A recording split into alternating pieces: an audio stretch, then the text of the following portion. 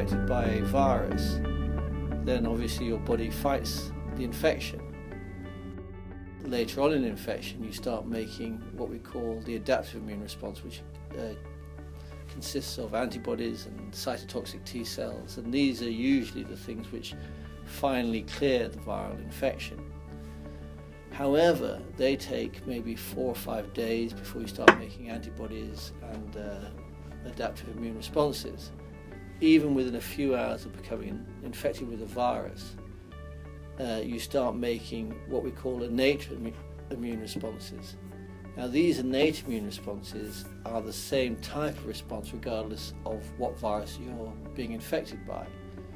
Foremost amongst those innate responses is something called an interferon response. And interferon is, in its own right, is a really powerful antiviral system. And actually, it's such a powerful system that if it worked to its full capacity, it could probably control most virus infections in the absence of antibodies and cytotoxic T cells. If a cell becomes infected by a virus, then the cell will respond by producing this substance called interferon. And the infected cell will secrete interferon. And what interferon does then is it signals to neighboring cells, viruses produce products which prevent the interferon system from working correctly.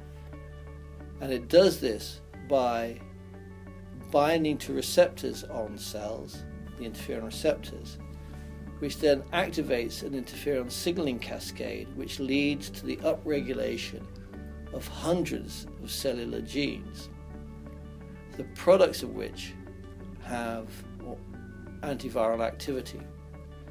So you induce what we call an antiviral state in these uninfected cells, which makes it difficult for a virus then to replicate in cells which are already in this pre-existing antiviral state.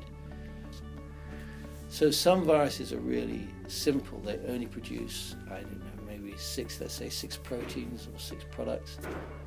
But one of those will be specifically to prevent the interferon system from working correctly, okay?